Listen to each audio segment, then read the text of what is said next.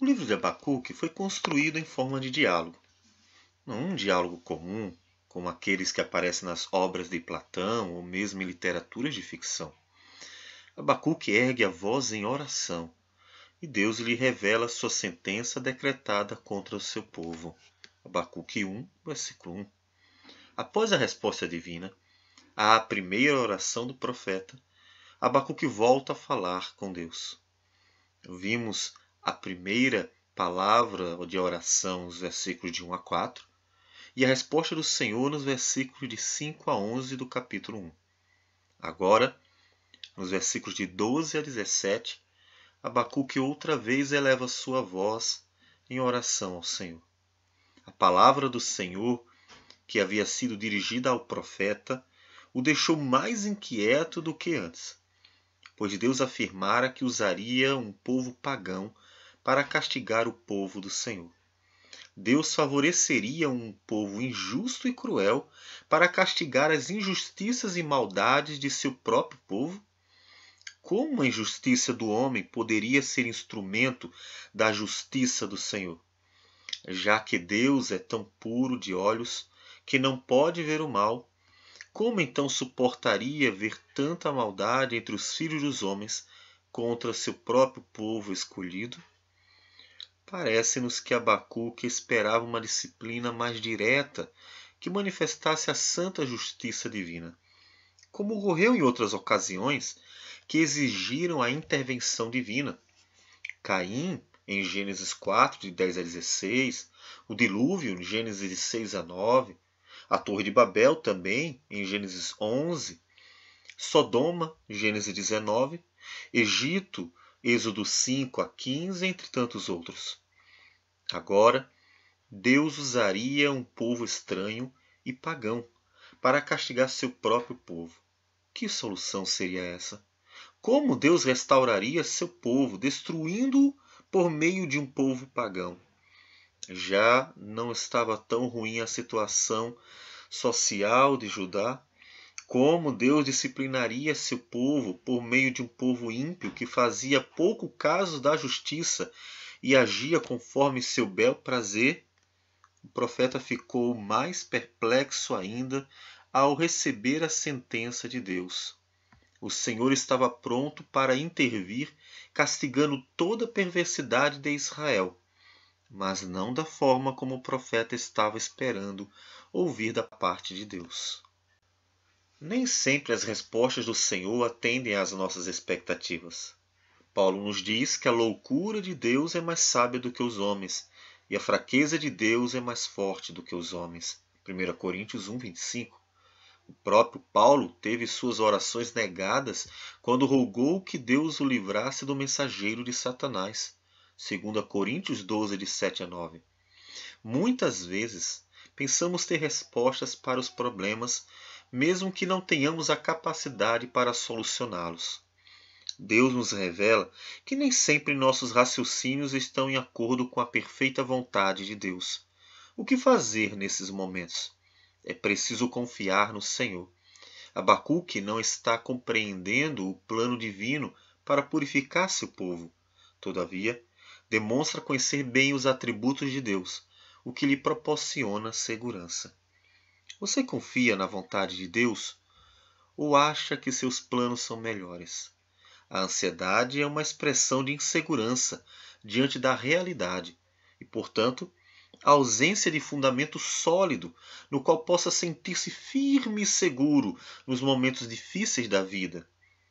Abacuque deseja entender o plano divino e por isso continuará questionando a Deus em suas orações.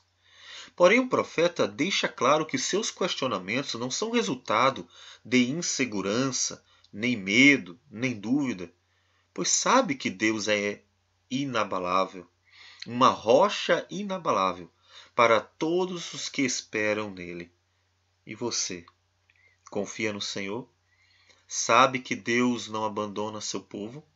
Seu coração descansa nos eternos planos de Deus?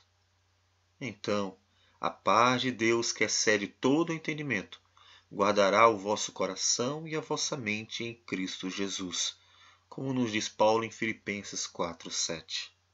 Em sua nova oração, Abacuque 1, de 12 a 17, Abacuque inicia falando dos atributos incomunicáveis e gloriosos do Senhor: eternidade e imutabilidade. Deus permanece para sempre. Ele não se abala com a história humana, nem é afetado pelas ações dos homens. Portanto, os pecados de seu povo não abalavam a Deus, de modo que este viesse a reagir precipitadamente ou movido por emoções. O Senhor é de eternidade a eternidade e está acima de toda a sua criação, ainda que a governe e a conduza, se relacionando com ela. Deus não age por impulso, não é inconsequente em seus planos e atos. O Senhor é perfeito em todo o seu querer. Nada abala Deus. Por isso, também disse o salmista: o Senhor está comigo, não temerei. Que me poderá fazer o homem? Salmo 118, versículo 6. Portanto, mesmo em sua perplexidade, Abacuque esboça sua confiança em Deus. Nada aconteceria por acaso. Um povo violento viria sobre Judá, mas Deus o estabelecera para cumprir sua vontade.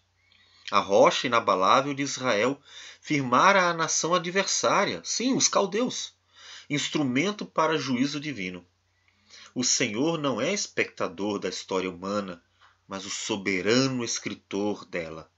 Enquanto os homens se desesperam diante das catástrofes, epidemias, guerras e crises sociais, Deus permanece firme como uma rocha, sólido fundamento para aqueles que esperam nele. Como nos diz o profeta Isaías: porque se saiba até ao nascente do sol e até ao poente, que além de mim não há outro. Eu sou o Senhor e não há outro. Eu formo a luz e crio as trevas. Faço a paz e crio o mal. Eu, o Senhor, faço todas estas coisas. Isaías 45, versículos de 6 a 7. Abacuque está confuso com a forma como Deus manifestaria sua justiça. Tiago, em sua carta, nos diz que a ira do homem não produz a justiça de Deus. Tiago 1, versículo 20. Abacuque levanta a mesma questão perante o Senhor. Como Deus manifestaria sua justiça por meio de obras injustas de um povo ímpio? Seria Deus glorificado na injustiça de uma nação pagã? Veremos a resposta do Senhor nos versículos posteriores, no capítulo 2 do livro. O profeta está preocupado que a intervenção divina seja um instrumento para glorificar o nome de Deus perante todas as nações. Desse modo, a oração do profeta entra em pleno acordo com a oração do Pai Nosso ensinada pelo Senhor Jesus. Pai nosso que estás nos céus, santificado seja o teu nome. Venha o teu reino. Faça-se a tua vontade, assim na terra como no céu. Mateus 6, versículos de 9 a 10. O profeta levanta uma importante questão. Após os caldeus arremeterem sobre Judá, eles não tributarão glórias e honras ao Senhor, Deus de Israel. Aqueles pagãos invocariam seus deuses de pau e pedra e atribuiriam a eles todo o louvor pela vitória sobre o povo de Deus. Eles confeririam a vitória às suas próprias forças, pois era um povo presunçoso e orgulhoso, que confiava em seu próprio braço, como nós vemos em Daniel, capítulo 4. O Senhor não seria glorificado entre os povos, antes seria considerado como um Deus inferior aos deuses dos babilônios. Como o Deus de Israel poderia aceitar tal coisa? O profeta está preocupado com a glória do Senhor, pois não entende como o Santo de Israel seria glorificado através da arremetida dos caldeus contra o seu povo, o povo de Deus. É interessante como a escolha que Deus fez de usar os caldeus para cumprir seus propósitos eternos nos faz refletir a escolha que Jesus fez de Judas Iscariotes para que este fosse apóstolo, mesmo sendo um filho do diabo, como nos diz o Evangelho de João, no capítulo 6, versículos 70 e 71, e, posteriormente, o traidor, que era o seu objetivo final. Seria sábia tal escolha? Sim, vemos isso no desfecho da história. Ou seja, da mesma forma como os planos do Senhor mostraram-se perfeitos em toda a história redentora, também deveriam os discípulos de Cristo confiar em todo o seu direcionamento para a Igreja. A necessidade dessa confiança mostrou-se maior nos dias em que a Igreja esteve lutando contra o império das trevas, personificado no Império Romano, enfrentando adversários que guerreavam injustamente e perversamente. Vemos isto em toda a história de Atos dos Apóstolos e também Apocalipse. Quais as suas preocupações quando as coisas estão ruins a seu redor? Você quer soluções que livrem você do problema de qualquer maneira? Ou se preocupa com a forma como as soluções são apresentadas? Jesus nos ensinou a orar desejando a manifestação da glória de Deus, e não apenas a satisfação de nossas vontades. Um verdadeiro cristão deve amar a Deus de todo o seu coração, de toda a sua alma e de toda a sua força, como nos diz Deuteronômio 6,5 e Mateus 22,37, desejando, assim, a glória do Senhor acima de suas próprias vontades.